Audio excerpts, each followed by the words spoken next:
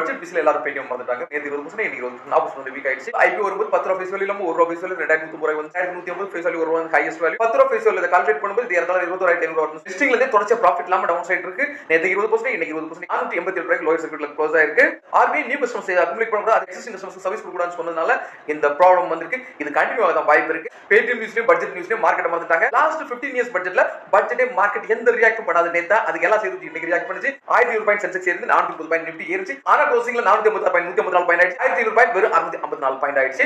மார்க்கெட்ல இருந்த ஹை அப்படியே போயிடுச்சு. நிஃப்டி ரெக்கார்ட் ஹை 2226 வந்தாலும் 21697 தான் க்ளோஸ் ஆகி முடிஞ்சு. சென்செக்ஸ் 73000 கிராஸ் பண்ணினாலும் 71640 தான் க்ளோஸ் ஆயிருக்கு. பேங்க் நிஃப்டி நெகட்டிவ் க்ளோஸ் ஆயிருக்கு. ஐடி 788 புள்ளிகள் ஏற்றத்துல க்ளோஸ் ஆயிருக்கு. பிபிசிஎல் 10% ஏறிருக்கு, HR 12% நெகட்டிவ்ல இருக்கு. இன்னைக்கு போனஸ் ரெக்கார்ட் டேட்ல சப்த பேங்க்ஸ் 5க்கு 1 கொடுக்குறாங்க, ஸ்ரீ ஓசோல் 1க்கு 5 கொடுக்குறாங்க, நெட்வொர்க் பீப்பிள் 2க்கு 1 கொடுக்குறாங்க. இந்த ஸ்டாட்ஸ்லாம் உங்க போர்ட்ஃபோலியோ இருந்துச்சு கொஞ்சம் செக் பண்ணிக்கோங்க. இன்னைக்கு மார்க்கெட் ஹை லோ பார்க்கும்போது மார்க்கெட்ல கரெக்ஷன் வரலாங்கிறது என்னோட கருத்து. உங்க கருத்துன்னு சொல்லி கமெண்ட் சொல்லுங்க.